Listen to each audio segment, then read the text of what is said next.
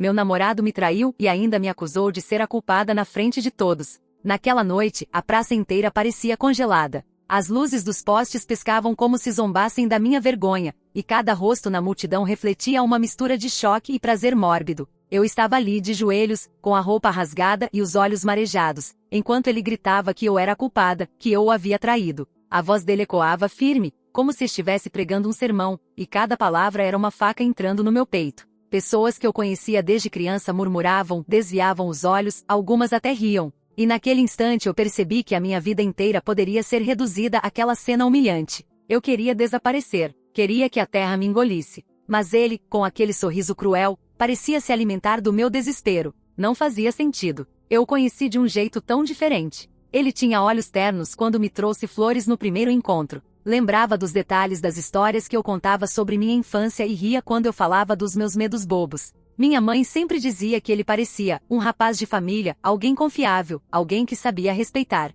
E eu queria acreditar nisso. Eu me lembrava de como ele segurava minha mão nos jantares de domingo, de como ajudava meu avô a carregar lenha no inverno. Ele parecia parte da minha vida desde sempre. Mas por trás dessa fachada, havia algo que eu não queria ver, algo que eu me forçava a ignorar. As pequenas agressões começaram cedo. Primeiro foram piadas sobre minha roupa, dizendo que eu parecia vulgar ou desleixada. Depois vieram os comentários sobre minhas amigas. Todas, segundo ele, eram falsas e invejosas. Ele dizia que eu só estava segura ao lado dele, que o mundo era cruel demais para alguém tão inocente como eu. E de alguma forma, eu acreditava. Achei que fosse cuidado, achei que fosse amor. Mas aos poucos fui me sentindo sufocada. Ele controlava onde eu ia, com quem falava, até o tom da minha voz no telefone. E quando eu tentava questionar, vinha a tempestade, acusações, gritos, portas batendo. E depois, como mágica, vinham os pedidos de desculpa, os abraços quentes, as promessas de mudança. Eu caía, todas as vezes. A escalada foi rápida. Um empurrão numa festa porque sorri para o garçom. Um braço apertado até deixar roxo porque não atendia ao telefone. Olhares ameaçadores quando eu ousava falar mais alto. Ele era mestre em manipular, em transformar cada situação em prova de que eu era culpada, de que ele só reagia porque me amava demais. Eu me via presa numa rede invisível, cada vez mais difícil de escapar. E então veio o ponto sem volta. Naquela noite fatídica durante a festa do bairro, ele se levantou diante de todos e me acusou de infidelidade. Disse que me pegou trocando mensagens com outro homem, que eu era uma vergonha, que o traí da pior forma possível. Eu tentei gritar, explicar, mas ele já tinha vencido. As pessoas acreditavam nele. Ele era convincente, tinha aquele jeito teatral que conquistava plateias. E quando ele me empurrou diante de todos, caí no chão de pedra. O sangue escorria do meu lábio, e eu só conseguia pensar em como tudo tinha se transformado em espetáculo. Era um linchamento público, e eu era a vilã da história que ele mesmo escreveu. As consequências vieram como avalanche. A polícia foi chamada e, por ironia, não foi ele quem saiu algemado naquela noite, mas dias depois. O vídeo do escândalo circulou nas redes sociais, e a imagem dele se deteriorou rápido. Amigos se afastaram, vizinhos cochichavam, familiares começaram a questionar se ele era realmente aquele rapaz bom de coração. A justiça agiu, e depois de meses, ele foi condenado por agressão e difamação. Prisão. Vergonha pública. Ele caiu de um pedestal que ele mesmo tinha construído. E eu assisti a tudo com uma mistura de alívio e tristeza. No silêncio que se seguiu, havia paz, mas também vazio. Eu não sabia como viver sem os altos e baixos, sem aquele ciclo doentio de dor e reconciliação. A casa ficou grande demais, os dias longos demais, e eu comecei a perceber o quanto tinha me perdido. Foi nesse tempo de solidão que segredos antigos começaram a vir à tona. Descobri que não era a primeira vez que ele fazia isso. Havia histórias enterradas, mulheres que carregavam cicatrizes invisíveis deixadas por ele. Algumas até vieram me procurar, sussurrando lembranças que me arrepiaram até os ossos. O mal sempre esteve ali, apenas escondido. Quando achei que nunca mais ouviria falar dele, começaram a chegar cartas. Não diretamente, claro, mas por meio de conhecidos. Pequenos bilhetes, mensagens enigmáticas nas redes sociais. Ele dizia que se arrependia, que queria me ver, que ainda me amava. Eu ignorava, mas as palavras ficavam gravadas na minha mente, como fantasmas insistentes. Até que uma delas me paralisou. Ele escreveu que faria qualquer coisa por mim, até dar a vida. Foi a primeira vez que vi um gesto real de sacrifício. Quando um incêndio tomou conta da casa de um vizinho, ele estava lá, recém-saído da prisão, ajudando a salvar uma criança. Ninguém esperava isso dele, e por um instante todos ficaram confusos. Inclusive eu. Era como se ele estivesse tentando reconstruir uma imagem que havia sido despedaçada, mas dessa vez com algo real, palpável. A reintegração foi lenta, quase imperceptível. Ele começou a aparecer em reuniões da comunidade, ajudava em mutirões, cumprimentava de longe, nunca ultrapassando os limites. Minha família, cautelosa, permitia essa presença parcial, como se estivéssemos todos testando uma fronteira delicada. Aos poucos, um novo tipo de convivência foi nascendo, com regras claras, com vigilância constante, mas ainda assim, uma convivência. A convivência parcial parecia controlada, quase como se estivéssemos todos andando sobre cacos de vidro. Cada vez que eu o via, mesmo à distância, meu corpo reagia com aquele frio na espinha que nunca desapareceu. Mas havia algo diferente em seu olhar agora. Não era o mesmo brilho arrogante de antes, nem o fogo de quem queria me esmagar diante de todos. Era uma mistura estranha de culpa e necessidade, como se ele buscasse constantemente uma chance de provar que não era mais o monstro que todos conheceram. Eu não sabia se era verdade ou apenas mais um teatro, e isso me corroía. A vizinhança ainda comentava. Alguns acreditavam na mudança dele, repetiam histórias do incêndio e de como ele ajudava os idosos a carregar compras. Outros diziam que tudo era calculado, que ele queria limpar sua imagem para depois dar o bote outra vez. Eu ficava no meio, perdida, sem saber se era prisioneira do passado ou se poderia, de fato, acreditar que alguém como ele pudesse mudar. Às vezes, quando passava por mim e apenas acenava, eu sentia uma parte do meu coração tremer, como se ainda houvesse algo nele que me puxava para perto.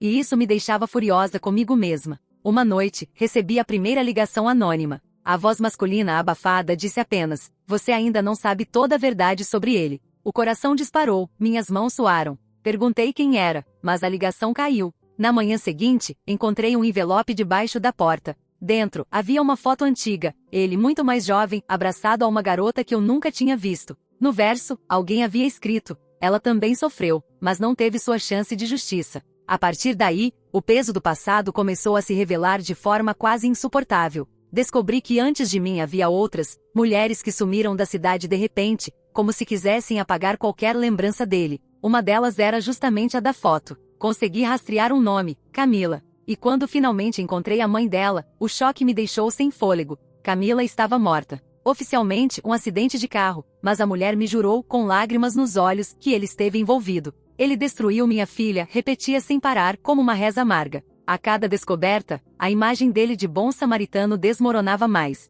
Mas havia algo ainda mais perturbador, ele parecia saber que eu estava escavando o passado. Em cada lugar onde eu fazia perguntas, em cada pessoa com quem conversava, alguém me dizia que ele tinha passado por lá recentemente. Não era coincidência. Era vigilância. Eu não sabia se ele tentava me intimidar ou apenas acompanhar meus passos, mas a sensação de estar sendo observada voltou com toda a força. Mesmo assim, havia momentos desconcertantes. Certa tarde, quando uma criança quase foi atropelada na rua principal, ele correu e a puxou a tempo. Eu vi com meus próprios olhos. Foi rápido, instintivo, sem plateia, sem chance de manipulação. Ele a devolveu chorando para os pais e saiu sem esperar agradecimentos. Eu fiquei paralisada. Não era mais o homem que humilhava para se alimentar do sofrimento? Ou ele estava apenas criando uma nova máscara, ainda mais difícil de desmascarar? Com o tempo, começaram a chegar cartas mais longas. Ele dizia que lembrava de mim quando via flores amarelas, que não conseguia dormir porque sonhava com o dia da praça, que revivia o olhar de ódio que lançou sobre mim e agora se arrependia até o fundo da alma. Eu não queria ler, mas lia. E em segredo, às vezes chorava. Eu odiava admitir, mas ainda havia um fio de ligação, uma corrente invisível que me prendia ao homem que quase me destruiu. O dilema crescia dentro de mim. Ele merecia uma nova chance, ou eu estava diante de um predador mais perigoso do que nunca. As consequências sociais não desapareceram. Havia sempre alguém pronto para me lembrar do escândalo. Nas lojas cochichavam quando eu entrava. Algumas pessoas me tratavam como cúmplice dele, como se eu tivesse alimentado um monstro. A vergonha ainda existia, e em muitas noites eu acordava suando, revivendo a cena da praça, o sangue escorrendo, as risadas ao redor. Minha vida tinha se dividido entre antes e depois daquele momento. Foi numa dessas madrugadas que escutei batidas leves na janela. Meu coração quase parou. Ao abrir a cortina, vi apenas um envelope preso com fita. Dentro, uma carta diferente das outras. Ele não falava de arrependimento. Ele falava de medo. Dizia que alguém o seguia, que ele sentia que estavam tentando incriminá-lo por algo novo, que havia gente disposta a destruir o pouco que restava da sua vida.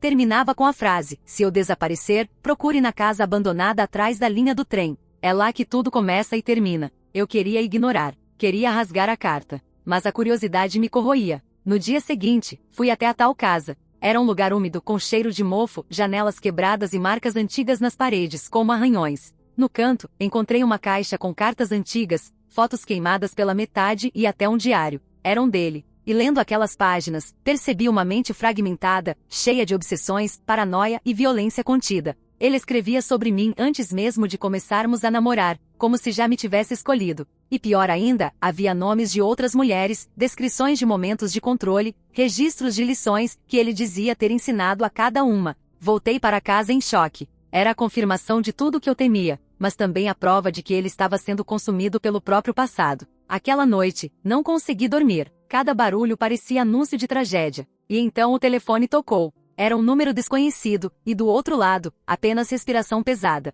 Até que uma voz sussurrou: ele não é o único. Cuidado. Agora, não sei mais quem é a verdadeira ameaça. Ele preso no seu ciclo de obsessão e arrependimento, ou algo ainda maior, que se esconde por trás das sombras da cidade.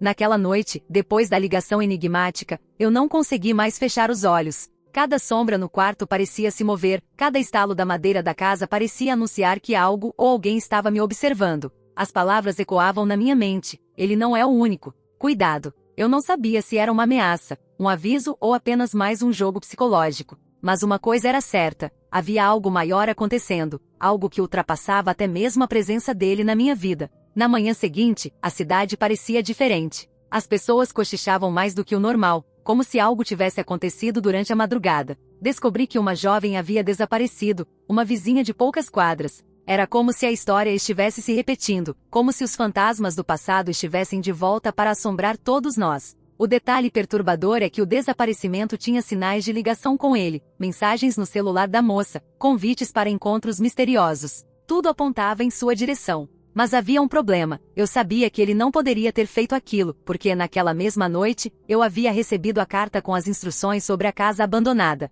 Era como se alguém estivesse usando a sombra dele para encobrir outra verdade. Os dias seguintes foram um tormento. Policiais rondavam a vizinhança, interrogavam moradores, perguntavam sobre cada movimento dele. Eu, que jurava nunca mais me envolver, fui chamada para depor. Perguntaram se ele tinha dado sinais de agressividade novamente, se eu acreditava que ele poderia estar envolvido. Eu me vi dividida. Parte de mim queria gritar que sim, que ele sempre foi um predador, que já tinha destruído vidas antes. Mas outra parte hesitou, porque algo não batia. Era como se alguém tivesse estudado o jeito dele, seu padrão, para imitar cada passo. E então veio a prova que me deixou sem ar, uma nova carta. Mas dessa vez, não entregue em silêncio. Ela foi colocada dentro da minha bolsa, sem que eu percebesse, enquanto eu estava no mercado. O papel tinha a mesma caligrafia trêmula que eu já conhecia, mas o conteúdo era diferente. Não havia arrependimento, nem medo. Apenas uma frase repetida várias vezes: eu não sou o único, eu não sou o único, eu não sou o único. A repetição era hipnótica, quase como uma confissão.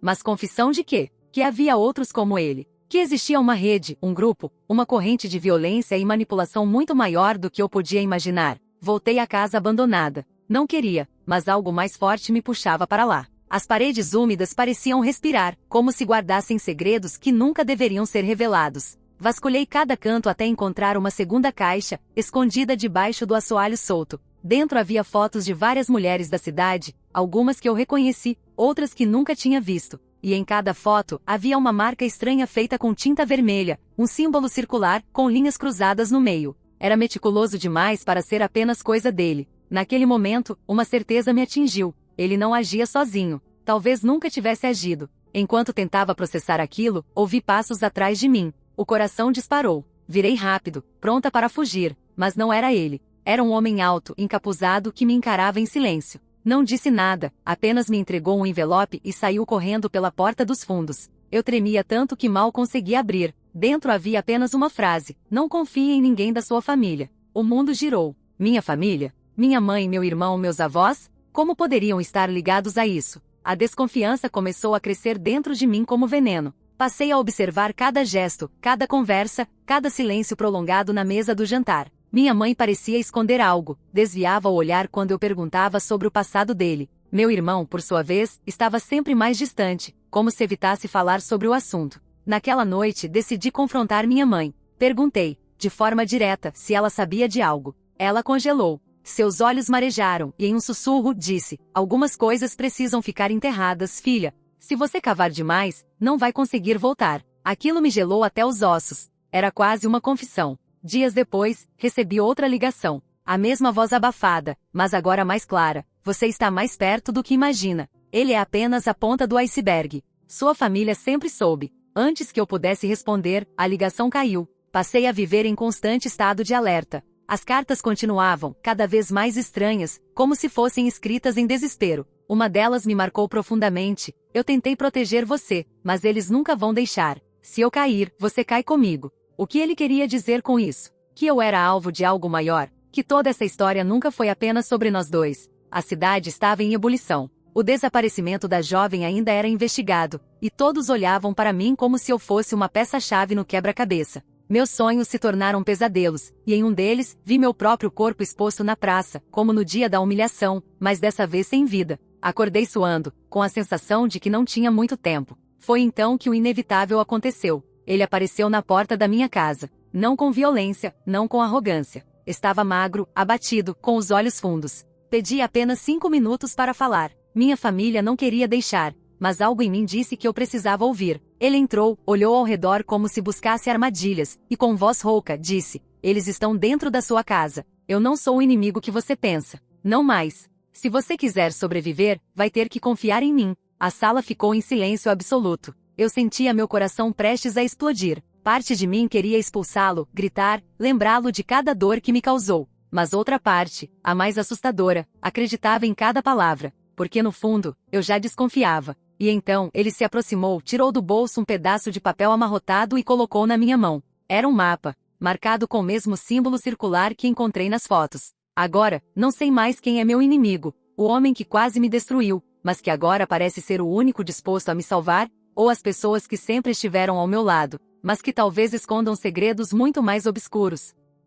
O mapa era velho, amarelado, com marcas que pareciam ter sido feitas à mão, com linhas tortas e sinais que mais pareciam enigmas. Segurei-o com cuidado, tentando decifrar cada detalhe. Havia pontos marcados na cidade, lugares que eu conhecia e outros que nunca tinha visto. Um deles estava assinalado com o mesmo símbolo circular que aparecia nas fotos das mulheres e na caixa da casa abandonada. Meu coração disparou. Tudo fazia sentido, e ao mesmo tempo, nada fazia sentido. Ele me observava enquanto estudava o mapa. Seus olhos estavam sérios, sem aquele brilho manipulador de antes, mas havia urgência. Você precisa me ouvir com atenção, disse a voz baixa, quase um sussurro. Eles não são apenas pessoas da sua família. Há alguém mais organizado. Uma rede. E eu só descobri agora o tamanho disso. Se não agirmos rápido, não haverá como parar. Cada palavra dele era como uma bomba explodindo dentro de mim. A sensação de estar sendo manipulada antes voltou, mas agora havia algo diferente. Ele não estava exigindo confiança. Ele estava oferecendo uma chance de sobrevivência. Eu podia sentir o medo, mas também a sinceridade. Mesmo assim, a dúvida persistia. E se fosse mais uma armadilha? Decidimos começar pelo ponto mais próximo, um armazém antigo no bairro industrial. Ele dizia que ali encontrariam evidências importantes sobre a rede, mas que seria arriscado. Eu tentei argumentar, mas não havia alternativa. Ou nós agíamos, ou toda a verdade permaneceria escondida, e mais pessoas poderiam desaparecer. Saímos à noite, andando pelas ruas desertas, cada passo ecoando com mais força do que o normal. Meu corpo tremia, minha mente revisitando cada humilhação, cada empurrão, cada grito que ele me dirigiu. Ainda assim, algo dentro de mim dizia que essa era a hora de enfrentar tudo. O armazém estava escuro, com janelas quebradas e portas rangendo. Quando entramos, percebi marcas estranhas no chão, como se alguém tivesse arrastado algo pesado. Ele apontou para um canto. Caixas empilhadas, algumas queimadas nas bordas, mas ainda com documentos legíveis. Começamos a vasculhar. Planilhas, listas de nomes, fotos antigas, contratos assinados por pessoas influentes na cidade. Cada descoberta aumentava meu horror. A rede não era apenas um grupo de obsessão e violência. Era algo muito maior, com poder e influência. Pessoas respeitadas estavam envolvidas. Enquanto examinávamos os papéis, ouvi um estalo. Uma sombra passou pela porta. Meu corpo travou. Ele me empurrou para trás, e conseguimos nos esconder entre caixas. 2 homens entraram, conversando em tom baixo, quase como se estivessem fazendo uma ronda. Um deles mencionou meu nome, e meu estômago virou. Eles sabiam que estávamos lá. Eles sabiam que estávamos desvendando segredos que não deveriam ser descobertos. O que ele fez a seguir me surpreendeu. Pegou uma pequena chave de bolso, abriu uma das caixas queimadas e puxou um conjunto de fotos antigas, com rostos parcialmente destruídos pelo fogo, mas ainda reconhecíveis. Algumas eram mulheres desaparecidas, outras pessoas que eu conhecia, e todas tinham marcas similares ao símbolo circular. Ele me entregou uma delas e disse: essa é a primeira peça que precisa ser exposta. Se a polícia não acreditar em você, será preciso que as evidências falem por si mesmas. Eu assenti, engolindo o medo e a raiva. Ele não estava me manipulando agora, ele estava me guiando. Mas cada passo era perigoso. Cada documento que tirávamos do armazém poderia nos denunciar. Cada sombra que passava parecia nos caçar. E mesmo com toda a colaboração dele, eu não conseguia ignorar que ele estava no centro de tudo isso desde o início. Ele havia nos salvado, mas também havia nos colocado aqui. Decidimos dividir os papéis e levá-los em segredo para a delegacia. Mas no caminho, percebi algo estranho. Pessoas nos seguiam. Primeiro uma, depois outra, até que era impossível não sentir a ameaça crescendo. Ele me segurou firme pelo braço. Se nos separarmos, eles vencem, disse. Suas mãos estavam sujas de poeira e carvão do armazém, mas firmes. Eu não sabia se podia confiar completamente, mas naquele momento, a sobrevivência dependia da aliança mais improvável que eu já fizera. Chegando à delegacia, fomos recebidos com ceticismo. Policiais olhavam para ele com desconfiança. Eu podia sentir o julgamento silencioso pairando no ar. Mas quando entregamos as fotos, os documentos, as evidências, algo mudou.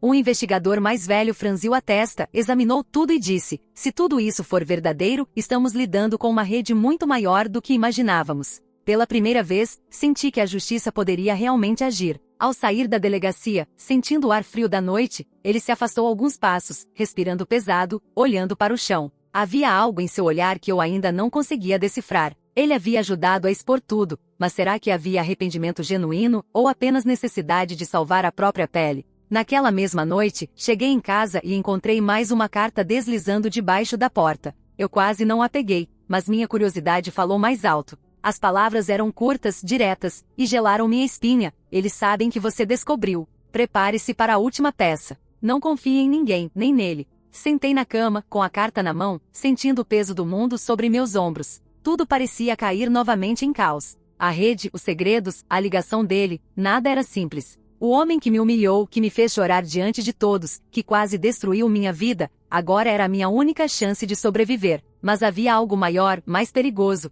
e eu ainda não sabia quem estava por trás de tudo. O mapa, a casa abandonada, as fotos, as cartas, cada peça me aproximava da verdade, mas também aumentava o risco de perder tudo, de cair novamente. Eu precisava decidir se confiaria nele completamente ou se buscaria minha própria força para enfrentar a sombra que pairava sobre todos nós.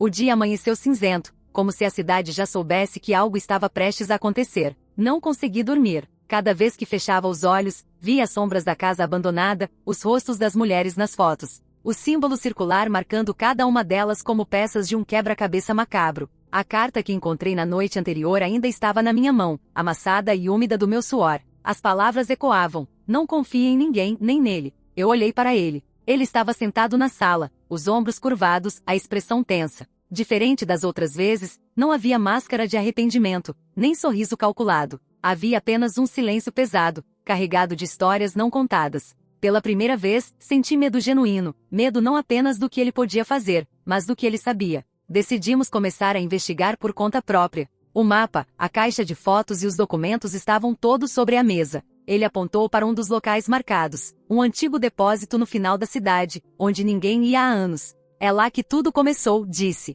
E é lá que podemos encontrar a chave para descobrir quem realmente está no comando dessa rede. O caminho até o depósito foi silencioso. Nenhum de nós falava. O peso do passado e a tensão do presente nos mantinham atentos a cada som. Quando chegamos, percebi que não era apenas um lugar abandonado. Havia sinais recentes, pegadas, latas de comida vazias, marcas de pneus. Alguém havia passado por ali recentemente e parecia estar nos observando. Entramos. O ar estava úmido, pesado, com cheiro de mofo e algo metálico, talvez sangue antigo. Ele acendeu uma lanterna e iluminou uma parede coberta de símbolos iguais aos que vimos nas fotos. No chão, documentos espalhados, papéis que pareciam registros de vítimas, contratos falsificados, anotações com datas, nomes e códigos. Cada página era uma prova da extensão da rede. E entre tudo isso, um livro grosso de capa preta com páginas amareladas. Ele parecia um diário, mas algo nele sugeria segredo absoluto. Quando comecei a folhear, meu coração quase parou. Cada página detalhava observações sobre pessoas da cidade, estratégias de manipulação, nomes de envolvidos, e no final, uma lista de candidatos,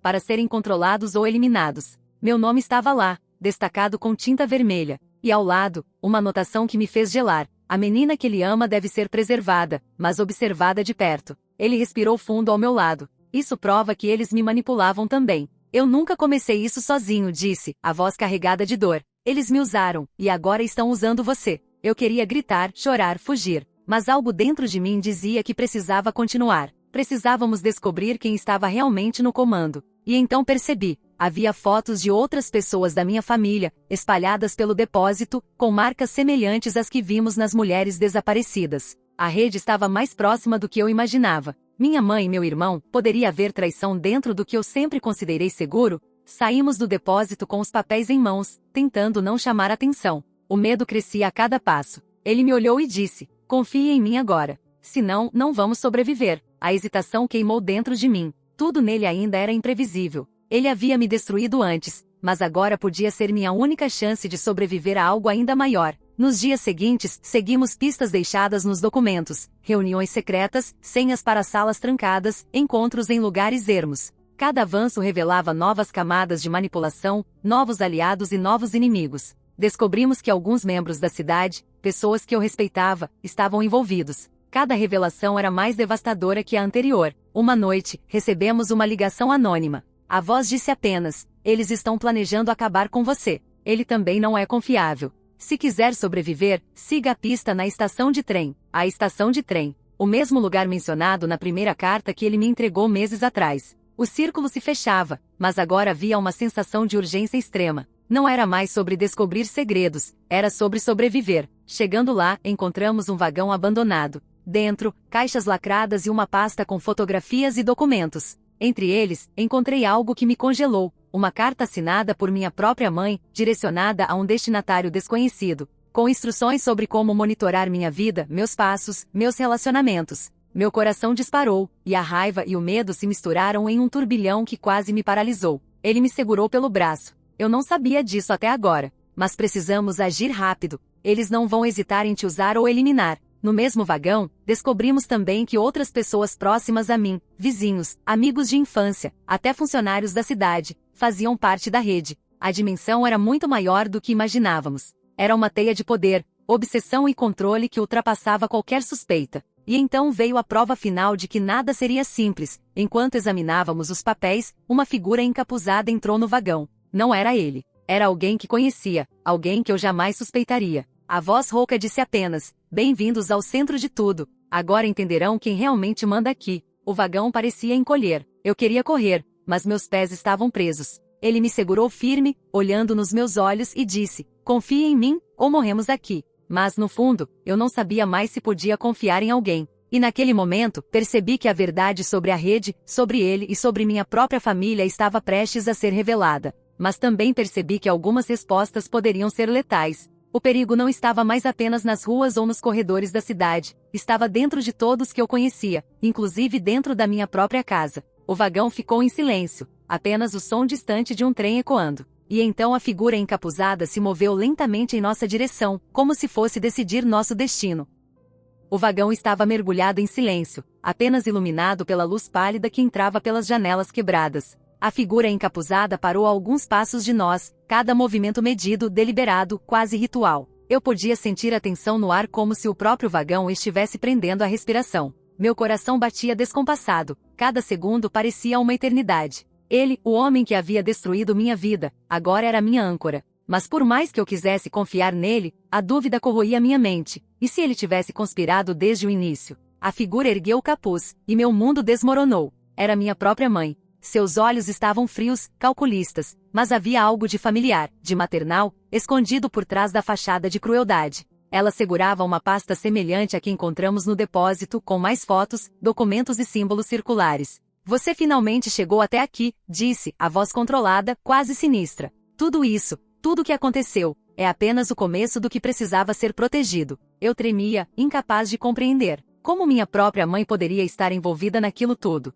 E mais importante, por que ela me havia colocado em perigo tantas vezes? O homem que eu amei, que quase me destruiu, me puxou para trás, escondendo-me parcialmente. Não faça nada precipitado, sussurrou. Ela vai tentar te manipular. Respire, observe. Confie apenas no que você sabe. Minha mãe avançou alguns passos, colocando a pasta no chão. Essa rede não é apenas sobre controle ou obsessão. É sobre poder. Sobre proteger a cidade, proteger o que achamos que é a verdade, mesmo que isso signifique usar métodos que a moral comum condenaria. A confusão e o medo me dominaram. Eu queria gritar, chorar, atacar, mas algo na postura dele me lembrava que agir por impulso poderia ser fatal. Ela abriu a pasta e começou a mostrar fotos, algumas de mulheres desaparecidas, outras de homens que tinham quebrado regras de algum modo. Cada imagem era acompanhada de notas, instruções, consequências calculadas. Minha mãe havia, de alguma forma, criado ou coordenado a rede inteira. Ele, ao contrário do que imaginei, não era o chefe, mas um peão dentro de um sistema maior que manipulava todos ao redor, inclusive a mim. O choque me deixou paralisada. Todas as cartas, todos os desaparecimentos, cada ameaça, cada manipulação, agora faziam sentido dentro de um contexto macabro que ia muito além do meu relacionamento. E no centro disso estava minha própria mãe, controlando cada movimento, cada segredo, cada mentira. Ele se aproximou de mim e disse: "Eu nunca quis isso para você. Eu tentei me redimir, mas nunca consegui romper totalmente o controle dela. Agora, você precisa decidir, quer sobreviver e expor a verdade, ou continuar sendo usada como peão?" Minha mente corria a 1000 por hora. Eu olhava para minha mãe e via a mulher que cuidou de mim, que me abraçou quando criança, que preparava jantares nos domingos. Mas também via a arquiteta de uma teia mortal. Como alguém podia ser tão contraditório? E ele, que quase destruiu minha vida, agora era meu aliado mais confiável. Era absurdo, impossível de compreender completamente. Minha mãe, percebendo minha hesitação, continuou: "Você sempre foi minha filha, mas certas verdades precisam ser sacrificadas em nome da ordem. Eu fiz o que precisava. Você vai entender, eventualmente. Mas agora, se fizer um movimento errado, todos nós pagaremos." O vagão parecia encolher. Cada respiração era pesada, cada som ecoava de forma ameaçadora. Ele segurou minha mão e pela primeira vez, senti que havia alguém lutando realmente ao meu lado. "Precisamos sair daqui, agora, antes que ela perceba que descobrimos a chave final." Nós pegamos as pastas, documentos e fotos, mas minha mãe avançou, determinada a impedir que saíssemos. O confronto se tornou inevitável. Ela tinha força e presença, mas ele era mais rápido. Um empurrão, um braço segurando o meu, e conseguimos escapar do vagão, correndo pelas sombras da estação abandonada. Meu coração batia como um tambor de guerra, e cada passo parecia nos levar para fora da cidade e para dentro de um território desconhecido. Enquanto corríamos, ele explicou que o símbolo circular era a assinatura de toda a rede, um sistema de controle antigo que ele havia tentado destruir aos poucos. Mas nunca conseguirá sozinho. Minha mãe não apenas mantinha a rede, mas tinha aliados influentes em todos os níveis: polícia, governo, até figuras respeitadas na comunidade. Eu percebi que tudo o que vivi, a humilhação pública, os desaparecimentos, o medo constante, fazia parte de uma experiência maior, de manipulação psicológica projetada para treinar, controlar e punir. Chegando a um local seguro, ele finalmente parou e olhou para mim, exausto. "Agora você sabe tudo. A escolha é sua. Expor a rede significa colocar sua vida em risco, mas mantê-la em segredo significa aceitar que eles podem controlar tudo ao seu redor para sempre. E lembre-se, nem eu posso te proteger completamente. A luta é sua também." Eu sentei no chão, tremendo, olhando para os documentos espalhados. Cada pedaço de papel, cada fotografia, cada símbolo, era uma peça da verdade que nunca imaginei existir. Minha mãe ainda poderia nos alcançar a qualquer momento, e a cidade inteira estava corrompida por uma teia que parecia infinita. Ele me ajudou a levantar e disse, com a voz baixa e firme: "Não importa o que aconteça. Agora, você tem a verdade. O resto depende de você." E enquanto eu olhava para ele, sentindo medo, raiva e uma estranha sensação de alívio, percebi que a batalha final ainda estava por vir. O inimigo não era apenas um homem nem uma mulher. Era um sistema inteiro que manipulava tudo e todos. E eu estava no centro dele. A noite caía sobre a cidade. O vento soprava pelas ruas desertas, trazendo consigo o cheiro de perigo e segredo. Eu não sabia se conseguiria sobreviver à próxima fase, mas havia algo dentro de mim que não podia ser destruído: a verdade.